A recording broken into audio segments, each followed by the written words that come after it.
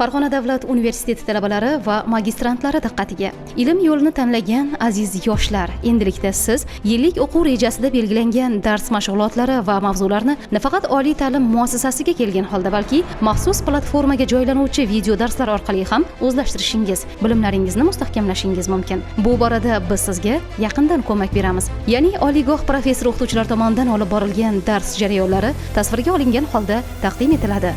Biz sizning mukammal va sifatli ta'lim olishingiz tarafdorimiz. Siz istagan paytingiz va joyingizda ushbu darslarni tomosha qilishingiz va mavzularni mukammal tarzda o'zlashtirishingiz mumkin. Farg'ona davlat universiteti rahbariyati talabalar uchun qulay va mukammal ta'lim sharoitlarini yaratib berishga hamisha tayyor.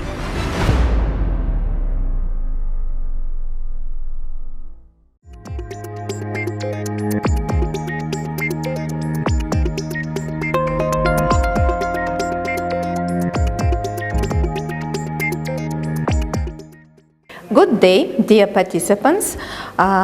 Let me introduce myself. My name is Dona Usmonova. I am a senior teacher at English Language Department at Fergana State University. So today's lecture is phonetic, expressive means and stylistic devices.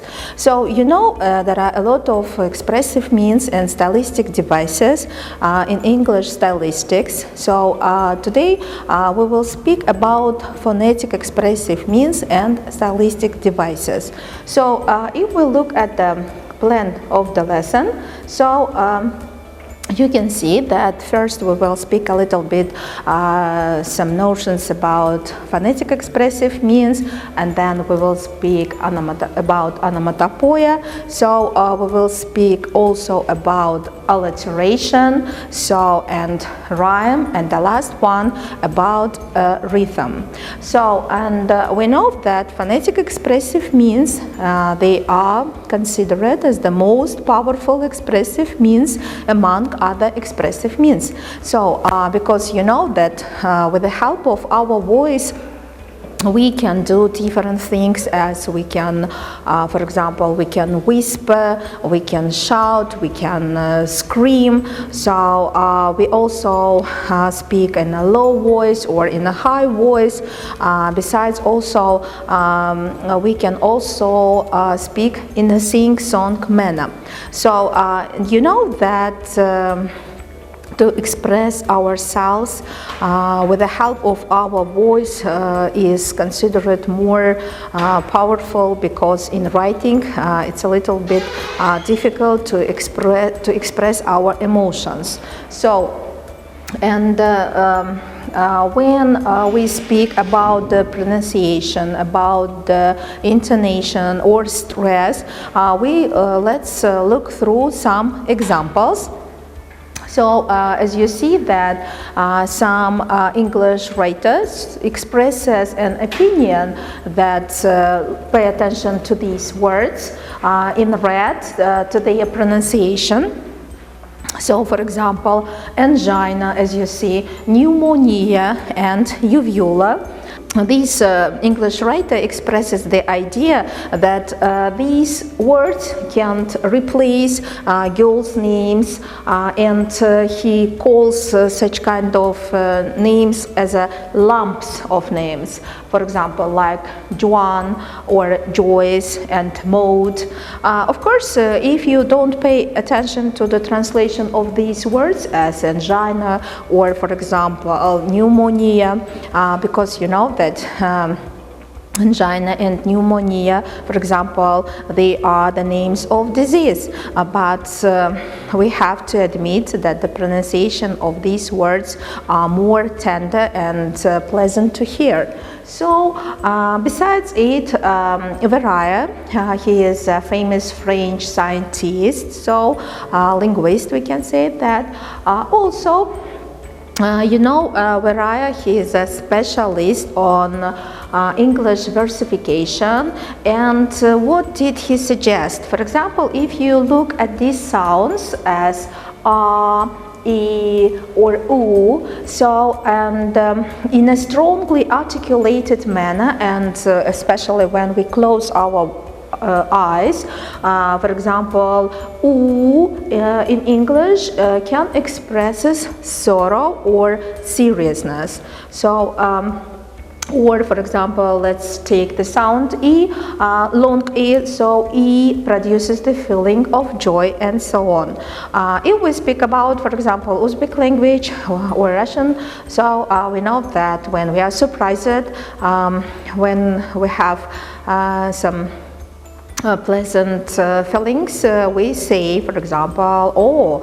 So and or when we are not glad to hear something, or we have heard some unexpected news, we can express such sound as "e," "yeah" in Uzbek.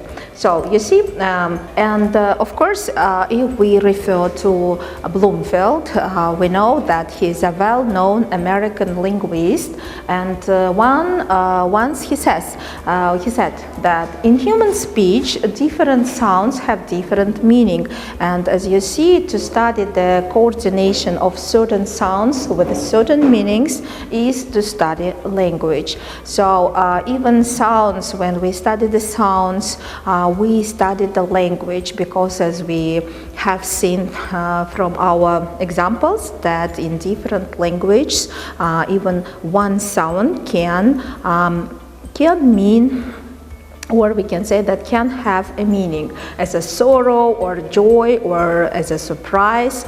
So and the next here I have a very interesting example. So when we speak about the importance of intonation, so I think in every language, the intonation plays a great role in expressing ourselves. So and a Russian singer, for example, Fyodor Shaliapin, so and you know that he was not only a singer but a great actor of the opera stage. So and maybe this is a legend, but anyway, here once Fyodor Shaliapin was crossing the channel on board of a ship, and an Englishman accosted him and went on talking. So not being aware that Fyodor Shaliapin understood and was able to pronounce only one English word, yes. So here in this situation, we know that Fyodor Shaliapin, he didn't know English language, and Shaliapin repeated this word with numberless implications, of course, with the different intonation, and that's why.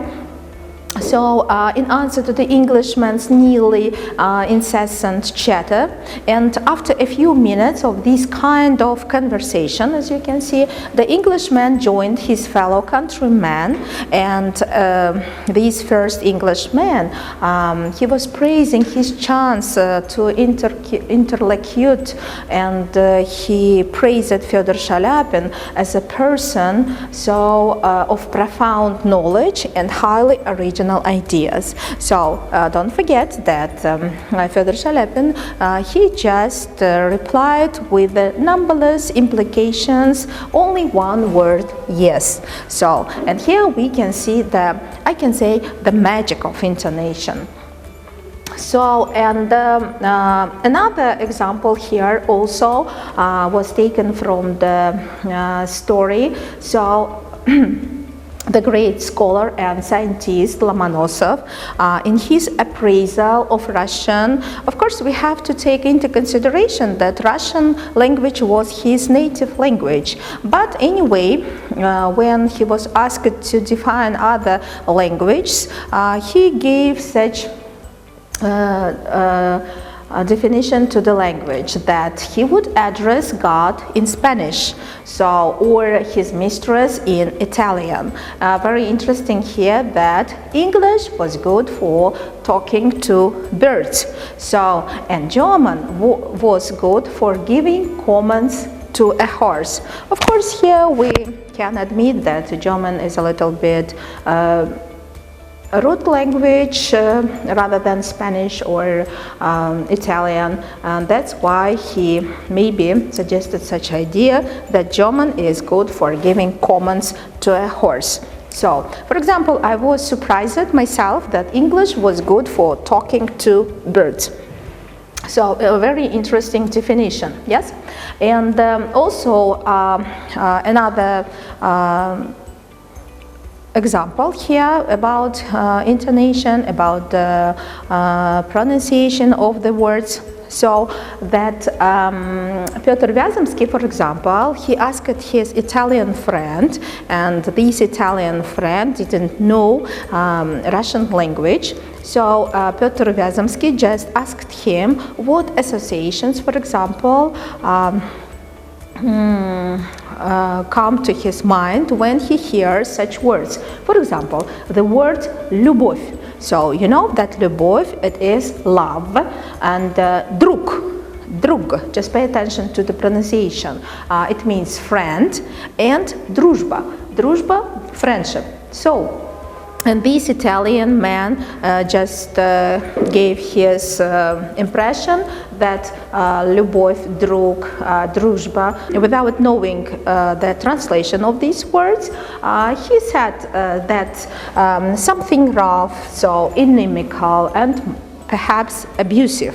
So you see that, but very interesting again here, when he asked about the word телятина, so it means wheel, so it's a kind of meat, you know, that this Italian friend, he said that this word, so maybe something tender, something caressing, so appealing to a woman, because we know that in Italian language, so they address to a woman as a signorina. So, and the next, also just to make some remarks about the pronunciation, about the power of words. So you see these words, bloody, very interesting.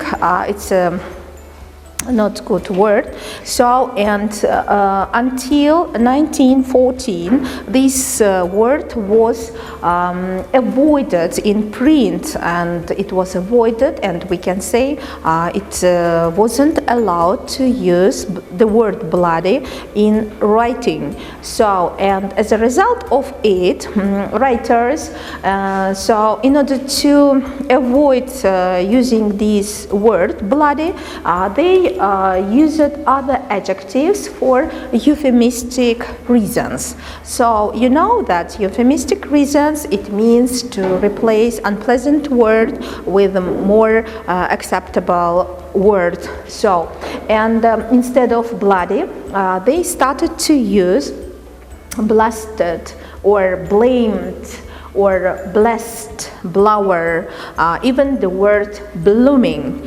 So here we can see some examples, and for example, just let's see this example.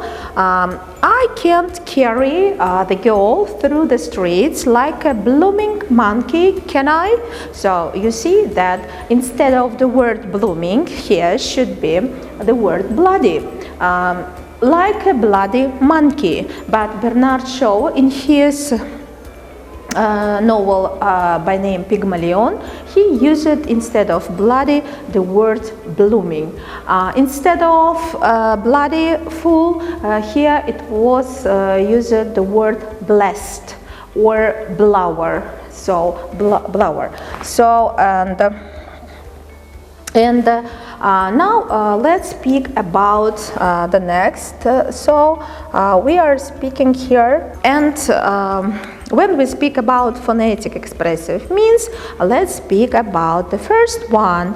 The first one is onomatopoeia. So what is onomatopoeia? It's very interesting and funny pronunciation of this expressive means, but anyway, onomatopoeia is the phonetic expressive means, and of course it's a combination of speech sounds which aims at imitating sounds produced in nature. For example, you can see, for example, in nature, what sounds can we hear? For example, produced in nature by, let's say, wind or sea or the sound of thunder. So the next by things, but what kind of things? It can be machines or tools. So machines, as you know, for example, engine, so or hammer or spade or axe and so on. So, and of course by people. By people, such sounds as sighing, laughter or patter of feet, and by animals. So this is the phonetic expressive means, so in stylistic device which aims to imitate sounds produced in nature by things, by people, and also by animals. So, and also there are two types of onomatopoeia. So the direct onomatopoeia and indirect onomatopoeia. So as a learners, we have to be able to differentiate these types of onomatopoeia.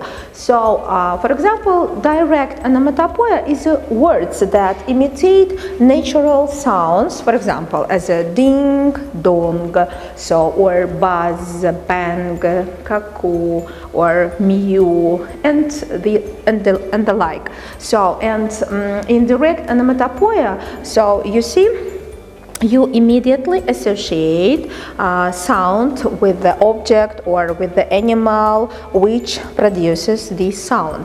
So, and besides it, you see some onomatopoeic words, they have transferred meaning. For example, ding dong, usually when we say ding dong, we imagine the bell or clock, but they can have, onomatopoeic words transferred meaning.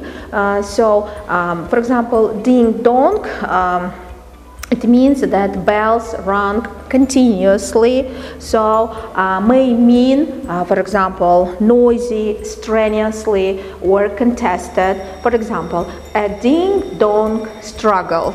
You see that a ding-dong struggle. Here, these onomatopoeic words have another meaning. So, with the word struggle. So, and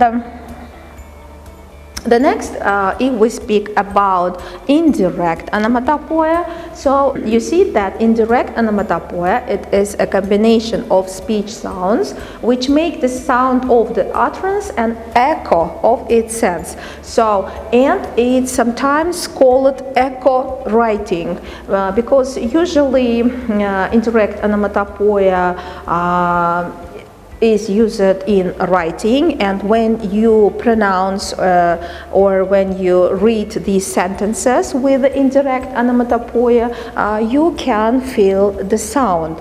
So, for example, let's look at this sound and pay attention to the underlined letters, so which produce the word sounds. Sorry.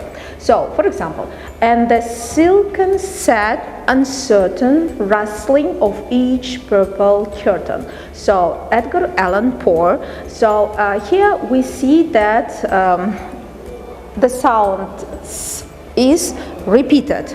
So, and the repetition of the sound actually produces the sound of the rustling of the curtain. So, for example, indirect onomatopoeia, unlike alliteration, demands some mention of what makes the sound. For example, in this sentence, rustling of curtain. You know that this curtain is silken. So, and this object produces this sound, s sound. So, and for example, another example, you can see here the recipe how to bake a cake. Let's read it together.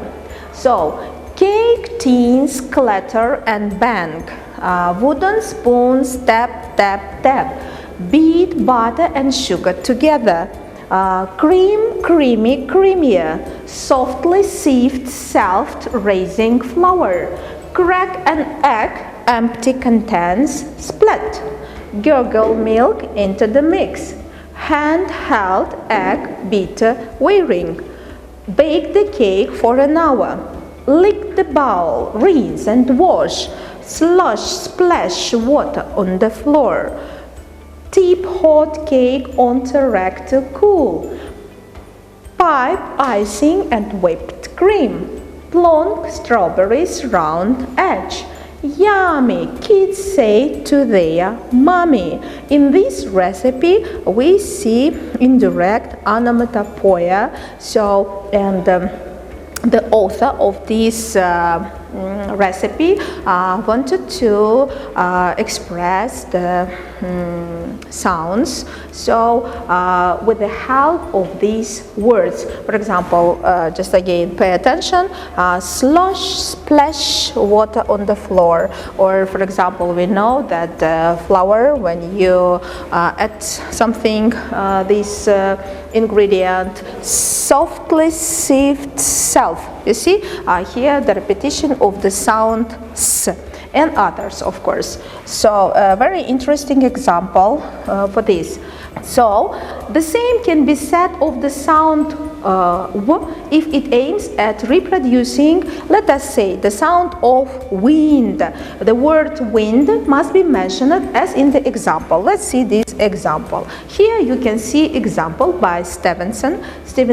So here you see the repetition of the sound w, which gives the sound of the wind. So the next here, very interesting examples of onomatopoeic sounds. For example, clunk, click, every trip. So this is the promotion to encourage of wearing of car seat belts in UK. Or for example, snap, crackle, pop. Very interesting example here, slogan of Alka-Seltzer in USA. Let's say plop, plop. Fizz, fizz, oh, what a relief it is. Or for example, in UK, also Alka-Seltzer, here, blink, blink, fizz, fizz. So these are onomatopoeic words.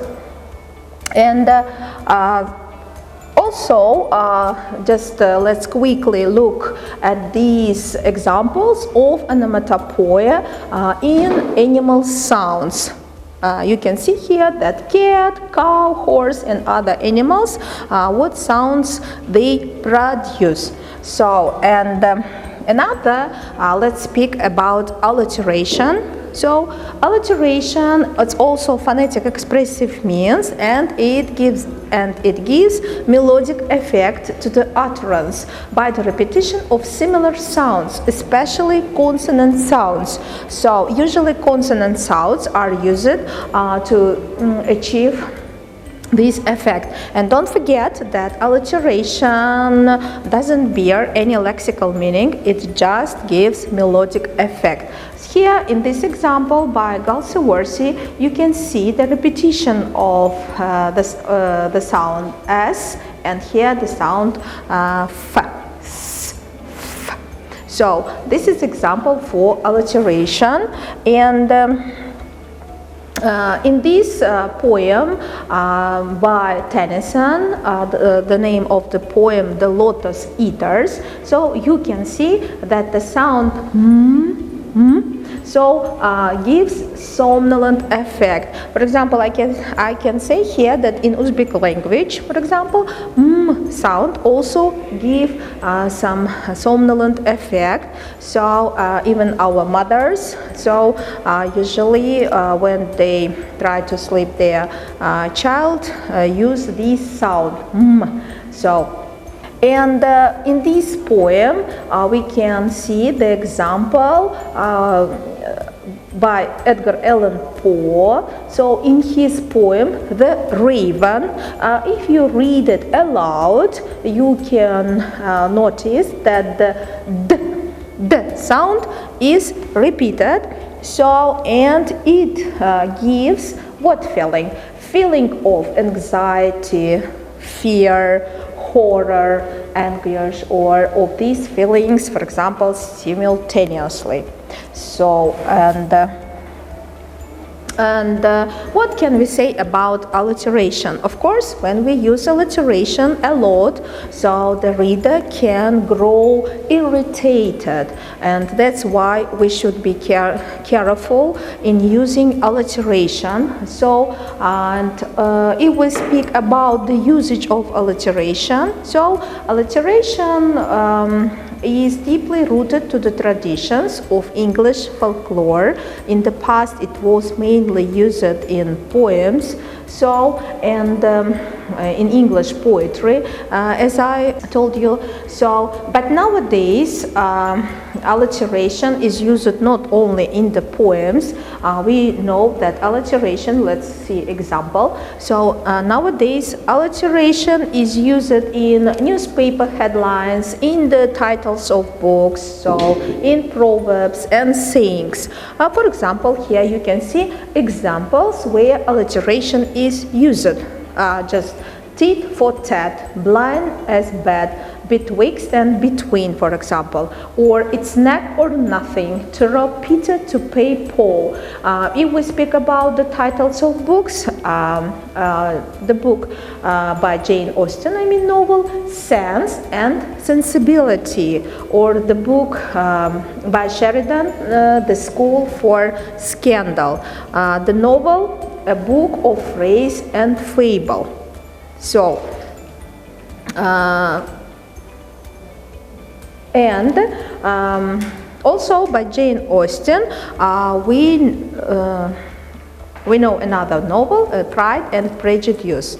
So, dear participants, so thank you for your attention.